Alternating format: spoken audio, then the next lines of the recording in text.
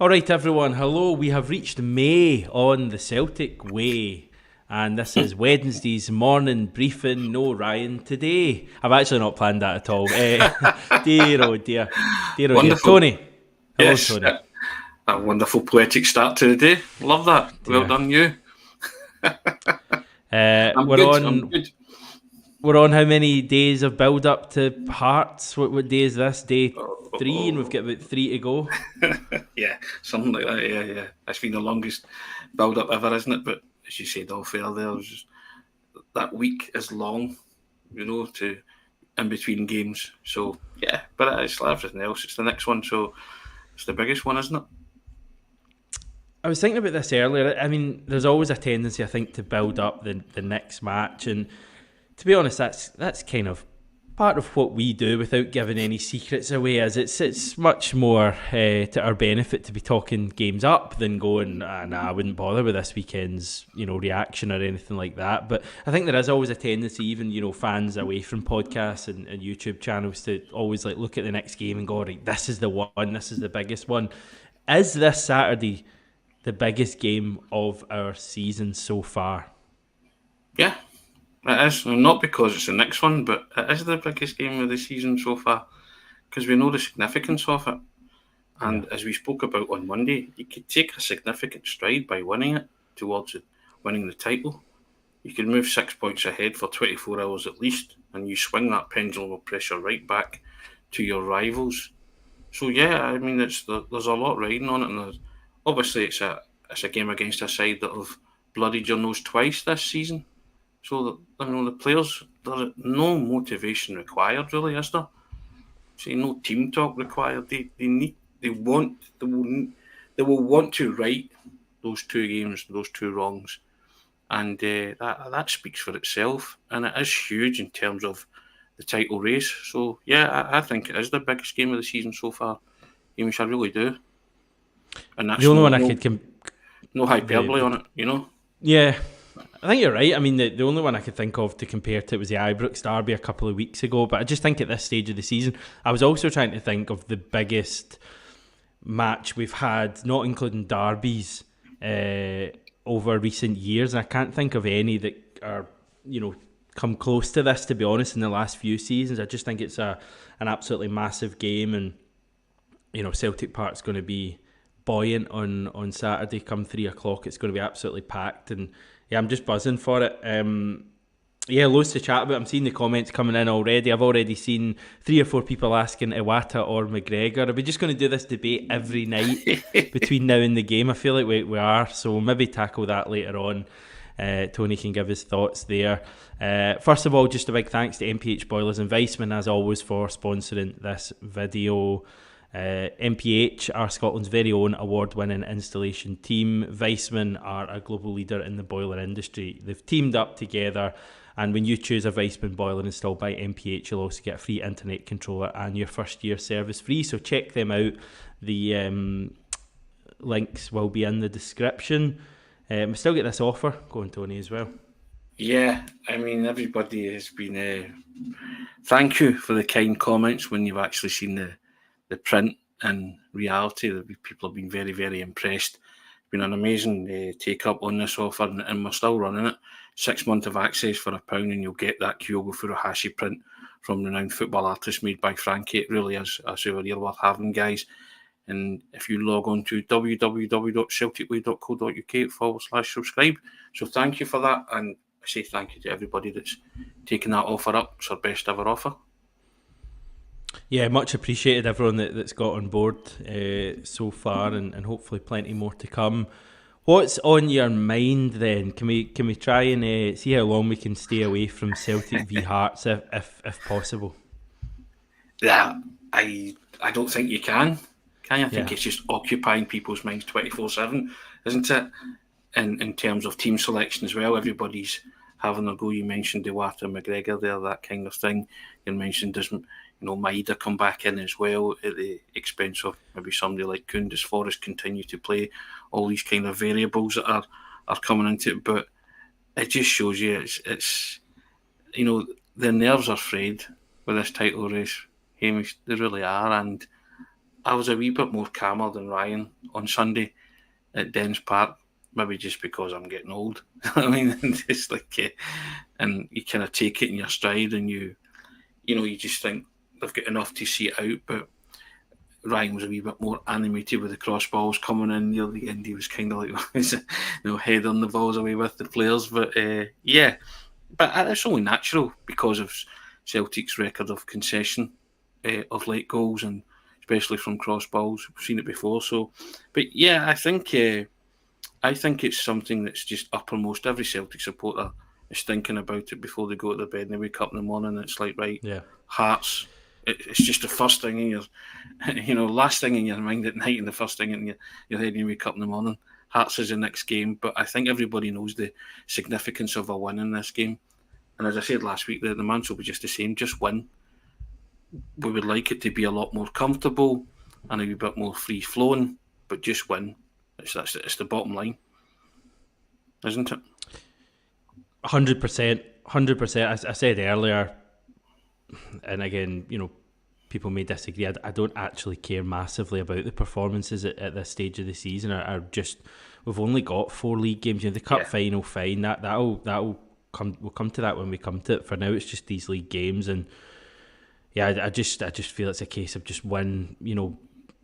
However you manage to do it, just find a way to win the game on Saturday. And I just think that there'll be a massive difference, I think, playing at Celtic Park over the next 2 matches. I feel that's something maybe people aren't paying as much of a mention to. We've not had many games at Celtic Park. See, if you think of 2024 so far, I'd love to know the actual stats, but it seems like the vast majority of matches we've had have been away from home. We've now got 2 back-to-back, and the team know, I know we're taking it one at a time, but the team know that if you can beat Hearts and then beat Rangers a week later, the league's done. Bar the shouting and the tears across the city, the league will be done at that stage. And I just think that's the task for them. And I think you're right. Hearts first. If we can be 6 points clear come Saturday night, you're feeling good. You're feeling relaxed. I don't know about Ryan, but the majority of us will be feeling pretty chill, I think, about the situation. And it's all in our hands as well. We don't need any favours, unlike them.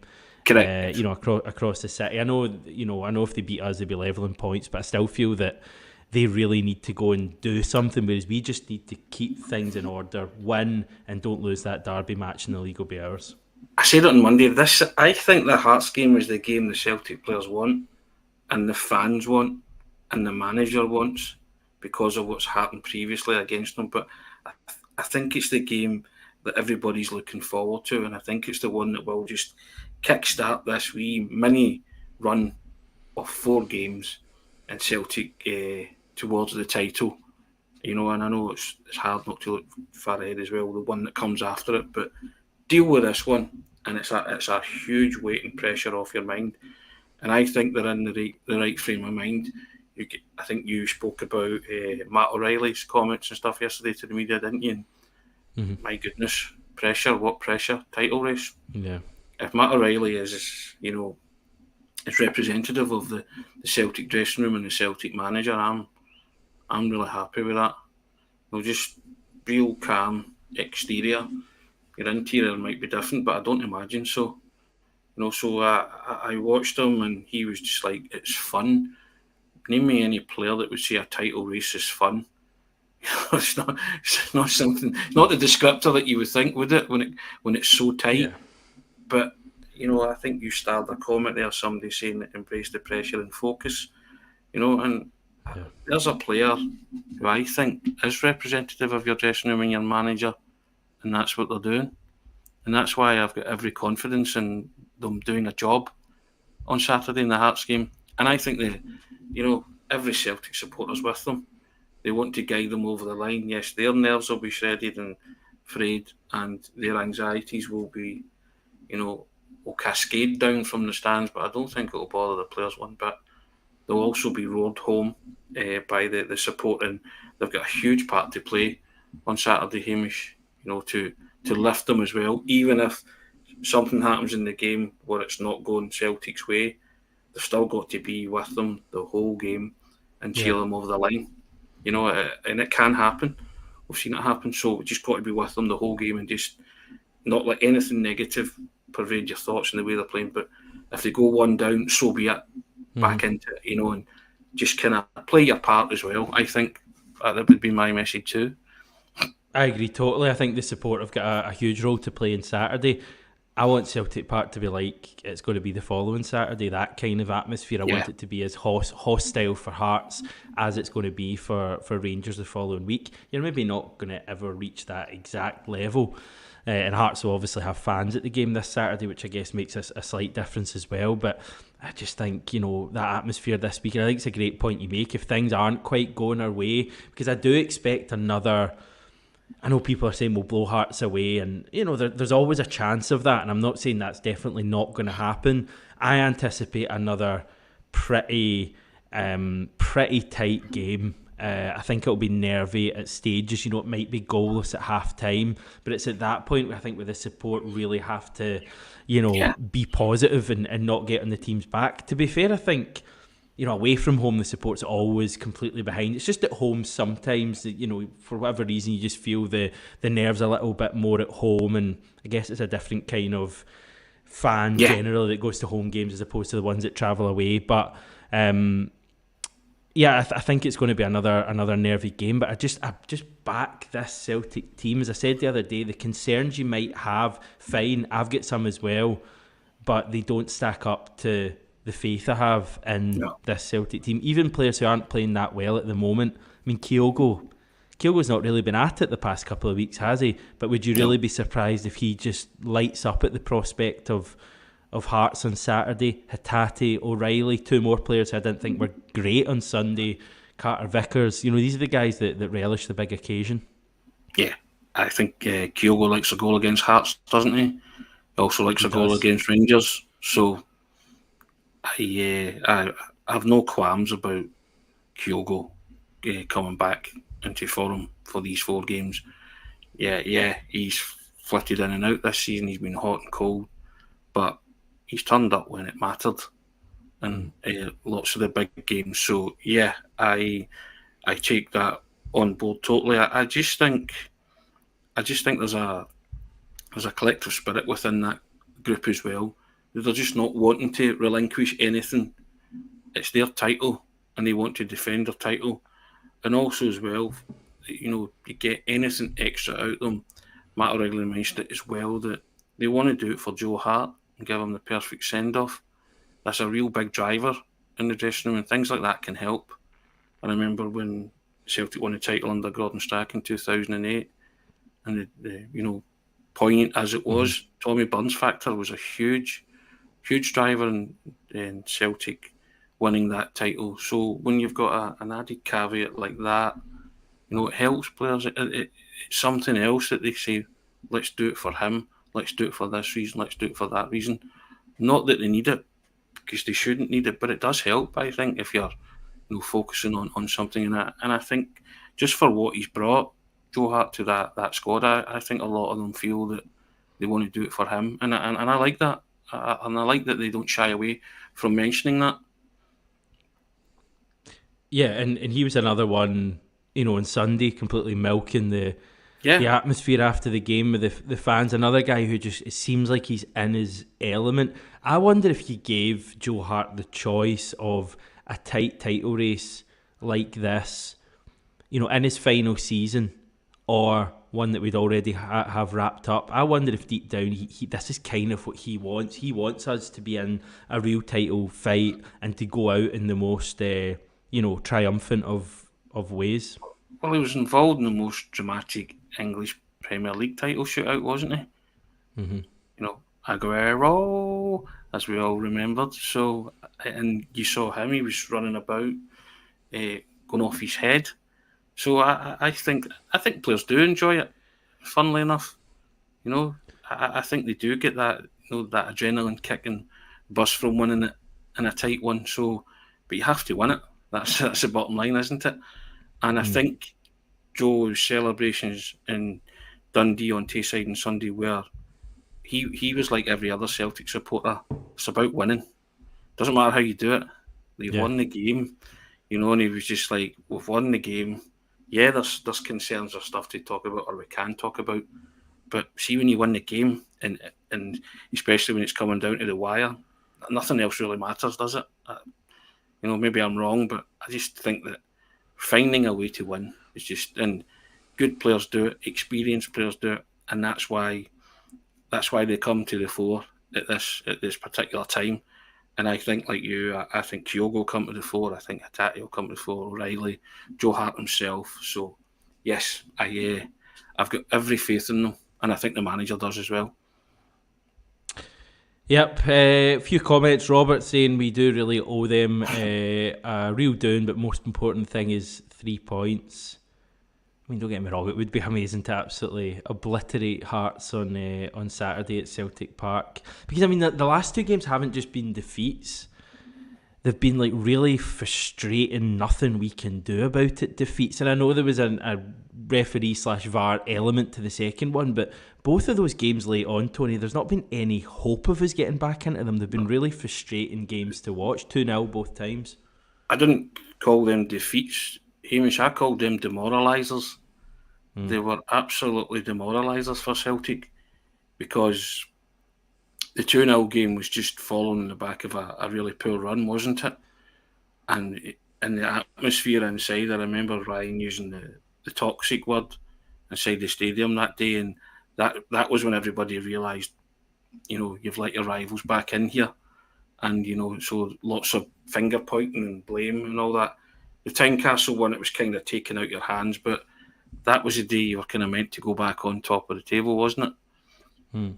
And it didn't turn out that way, and again, demoralised again, and so I'm not a big lover of the word revenge, as was the former manager wasn't big on that. Yeah. And I might be writing something about that, thoughts. So keep your eyes on the website for that. You know what I mean? So I think you have to channel whatever you felt about those two defeats, demoralisers, call them what you like, in the right way. And I think that's what Celtic's focus will be on Saturday. Because if you think about revenge and all that, then you stop doing what comes naturally to you, and you go off topic, off piste, and that's how shock defeats can happen, and you lose form at the right time, and you certainly don't want that. You don't want to lose drive. You don't want to lose your focus. So I'm very much of, you've consigned them to the bin because they've been and gone. It's what you do moving forward now, and that's what marks you out as champions. If you're going to win, you've got the ability to bounce back from. And I'd ask any Celtic supporter how they felt after that. They were just completely abject and demoralised. And, we were told that that's it, we'd blown it, yada, yada, yada. We're still top of the league with 4 games to play by 3 points. It's a handsome enough margin for me at this minute. I'd love it to be more, but it's in our hands. And I think that's a sign of a good team that can take those blows and still come out swinging and fighting, and I think they'll do that in the next 4 games. Yeah, it's about channeling that frustration from certainly the last one. I mean, the first one at Celtic Park was a while ago, and I mean, I think I watched the highlights for that this morning. I'm sure Mikey Johnson started. I think David Turnbull started. There was a few players who are no longer on the scene. Yeah. Started that game. The one a few weeks ago would be the one, albeit at Tynecastle, and albeit refereeing decisions, had an impact in that game, no doubt. That would be the one I'd almost be tempted just to show the players, just make them all sit down, watch that game, and watch what a doing we got that day. Regardless of the refereeing stuff, as I say, it was a real tough watch that whole game. To be honest, and you'd be tempted just to show them that and go, right, on you go, guys. Go and put them in their place this time. And remember, Celtic had a penalty to go 1-up in that game, which was spurned by Adam Ida. One of the few things he's kind of did wrong since he came in. I'm not blaming him, but the complexion of that changes if he scores, but he didn't. So, but yeah, I'd be like you. Be tempted to show them it and just say, look, whatever you're feeling watching that, just channel it in the right way. because I think everybody got, and we've gone over the whole officiating of that. The manager served a one-match ban with one suspended because of it. So, we're past that. And I think, as you say, there was players there that are not there anymore. So it's a different Celtic, that Hearts will face in this one, and especially with the crowd right behind them as well. Yep, Stewarty boys, my kind of person. Law of averages, no way they are taking us again. That's the way I think as well, to be honest. Don't get me wrong, that actually doesn't really work that way, but it's totally how my mind works as well. I'm thinking they beat us the last two, they're not going to beat us a third time, but the thing is, even a draw is obviously could be quite damaging to us. So sure. It's a must win, I guess. It's a game we need to keep winning and just not give those across the city any cause for optimism. Celtic always, I enjoy Celtic always thoughts, because a wee bit of a worrier, and I hope you don't mind me saying that. I know plenty of Celtic fans who are a bit like that, and it's fair enough. Says, I'm worried in case it's a Celtic in mid-season turns up, defeats the Kilmarnock and Hearts. I just hope that's not what happens. So try and calm the nerves of Celtic always then, Tony, because it is always a concern, and we got one in yesterday as well saying, I think I was talking nonsense because I said that I believe Celtic this Celtic we know will turn up this Saturday, but there have been a lot of poor performances when we weren't necessarily expecting them. So people I guess are right to be concerned this week, or is it different at this end of the season? I think it's different at this end of the season, and a Celtic team to turn up on Saturday. One of the better performances of the season, ironically, came at Tynecastle against Hearts when they beat them 4-1 early in the campaign, and Matt O'Reilly scored an absolute cracker. And, and you thought, brilliant, starting to click into gear. It's just not quite happened, has it? But, the manager himself said on Sunday that it might not be pretty, but these guys have got their trophy heads on. They know what it takes to be champions, know what it takes to be winners. I trust that mentality will shine through in the end. I just think there's too much at stake for them to let it go now. And I know everybody worries in their different way. My father's the worst worrier. I talk to him and he's just a total bag of nerves. But there you go. It is what it is. You're meant to mellow as you get older, but that's clearly not the case. But I can't speak for Celtic fans. I speak for myself, but I've got every faith in this team to get it over the line from this position. I know there's been concerns about various players. I get all that, but I think they're proven winners. They've got a proven track record, and it will stand them in good stead, and they'll be able to see it over the line. Fingers crossed, but I guess time will tell us how that's going to go. Robert saying, I think Brendan's reluctance to use Bernardo in recent weeks would indicate we're not going to take up the option to buy him. Thoughts? Is it just the case that there's not been as many games going around for Bernardo to start? And who would you have taken out for Bernardo in recent weeks? O'Reilly and Haggerty are always going to start at this stage, are they not? Yeah, they are for me. And I like what Bernardo... You're not going to play him deeper, are you? You're not going to play him in the McGregor role.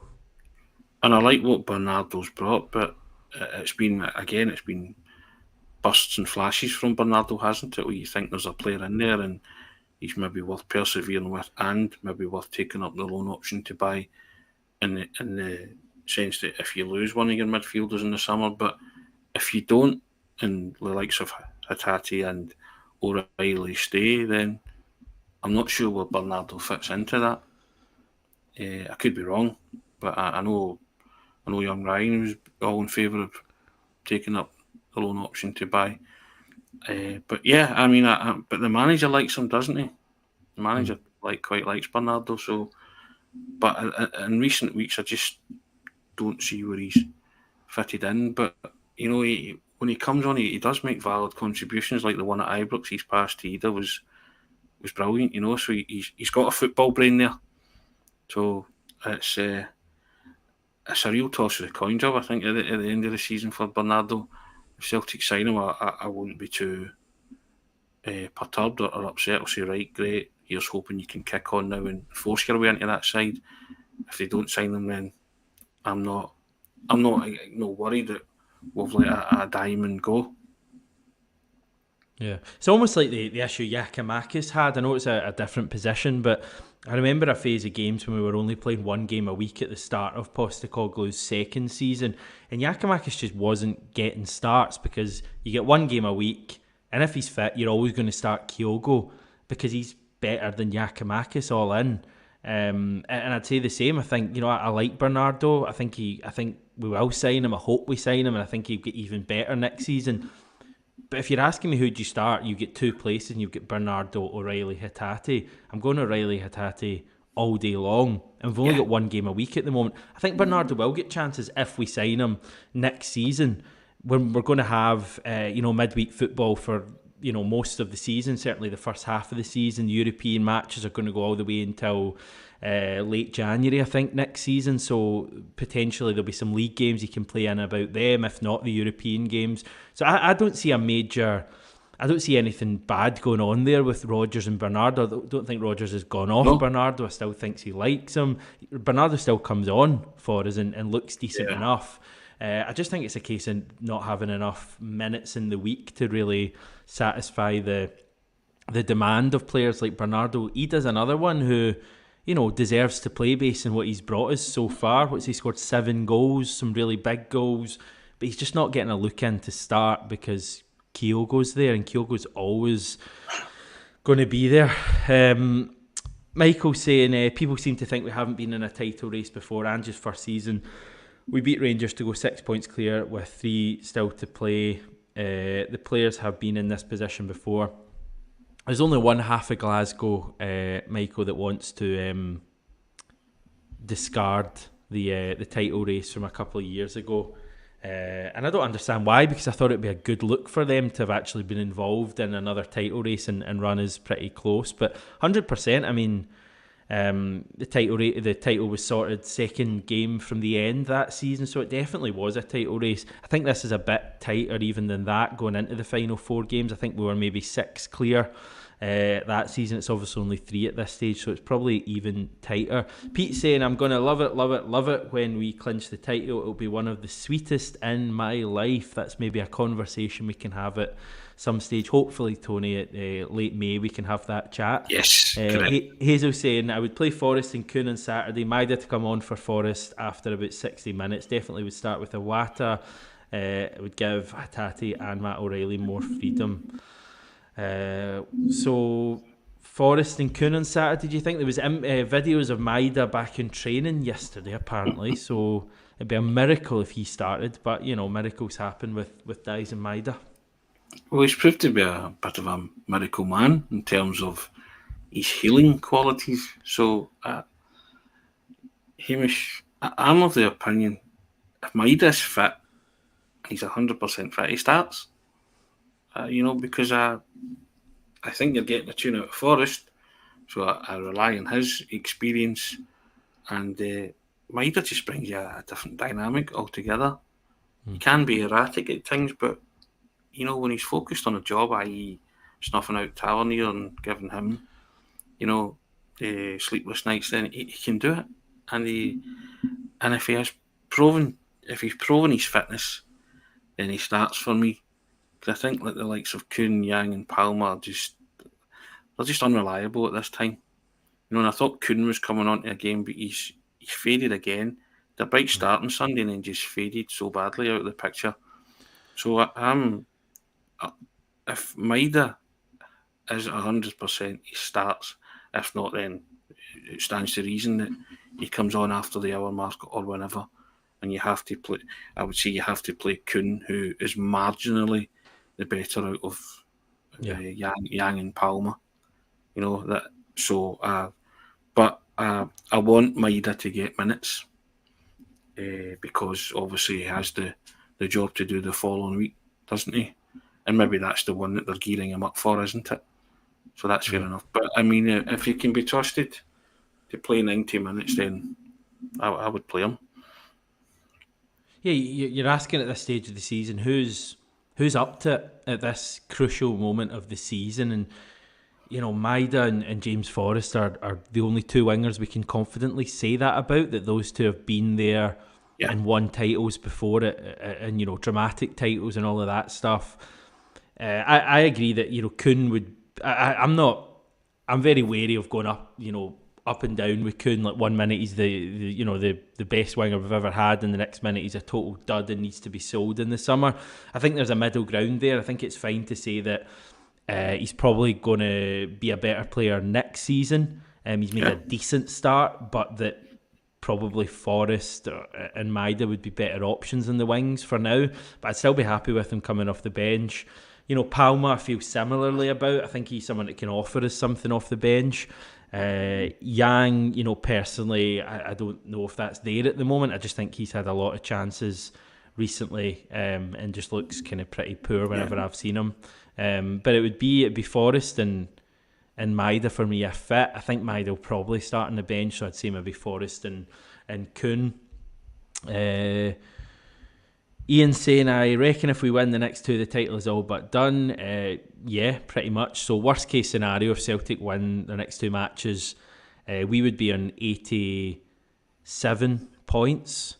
Rangers at that stage would only be able to get on to 87, assuming they beat Kilmarnock. So it would be a case of them having to, win their two games. We'd have to lose our last two, and the goal difference would have to swing a bit. So yeah, that's the situation. If we win our next two, it's pretty much done. Ian, Dennis is saying, what's the team?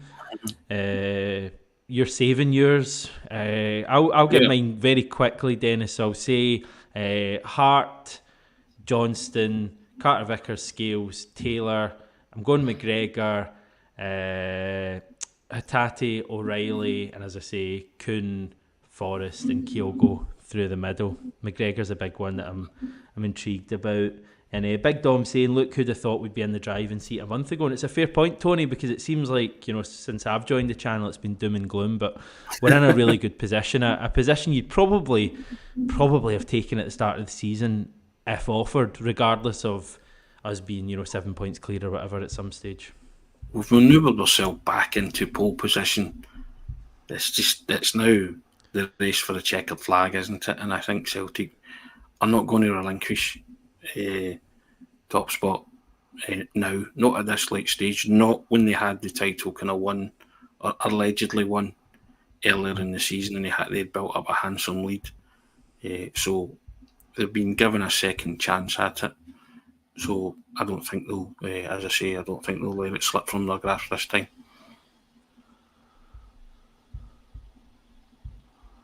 Hopefully not. Anything else on your mind, Tony?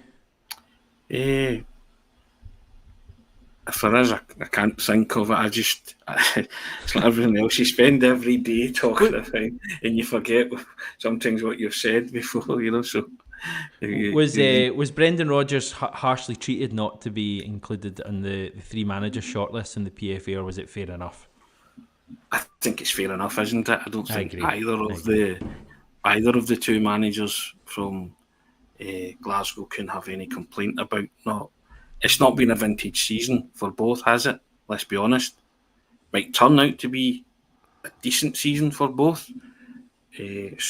But there's decent trump. I mean, lots of people are saying Derek McInnes. My manager of the year is Tony Docherty, who started with 3 players at Dundee and has fashioned a team, that came up from the Championship, and then started talking about, can we get 10 wins? They got that. Can they keep 10 clean sheets? They got that. And somehow winning 10 games, I think more than 10 or 11 games they won, I'm not too sure, and he's got them into the top 6, and now they're like fighting with St Mirren for European football. I think you want to talk about manager of the year. That's some achievement, I think.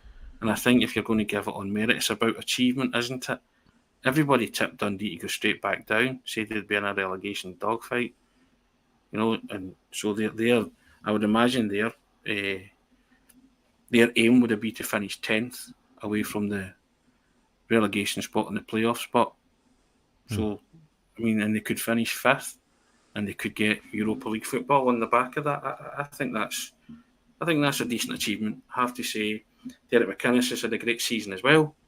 Kilmarnock have had a good season. They've beaten Celtic as well, so and beaten Rangers, haven't they? So, you sort of turn and say, well, that's no mean feat for a manager to beat both halves of the Glasgow divide in the same season. So you have to, again, decent achievement and take them comfortably into 4th, hasn't he? Comfortably into 4th. So, if you want to look at that, I think that's another decent achievement as well. But Tony Dock for me, because I think that's a better achievement than anything that Kilmarnock have achieved, just in my opinion. I could be wrong, but it's just how you view the optics on it. John McGlynn is the other name up for it. I just realised this today. Falkirk are on for an invincible season in League One. They're one game away from going unbeaten all their league campaign, which is a hell of an achievement. So maybe he'll be up for it as well. So when you put things like that into the argument, and like the thing is, people say, "Oh, Rodgers could win a double," and then he'd surely be manager of the year. He could also win nothing this season. It's still a possibility, and he obviously wouldn't be at that stage. And they need to do it now. I personally think it's fair enough. We've not been scintillating this season. Aye, and see when that happens, when neither Rangers or Celtic have been scintillating, I think you have to turn around and say there's more to Scottish football than just Celtic and Rangers. Yeah. So I think you have to give a nod to other managers and see who else is out there and what they've achieved. And John McGlynn's achievement, if Falkirk can do that, I think that'd be terrific. And I would have no qualms if John got it either for doing that. Was he at Celtic? Was he in a role at Celtic? Yeah, he used to be.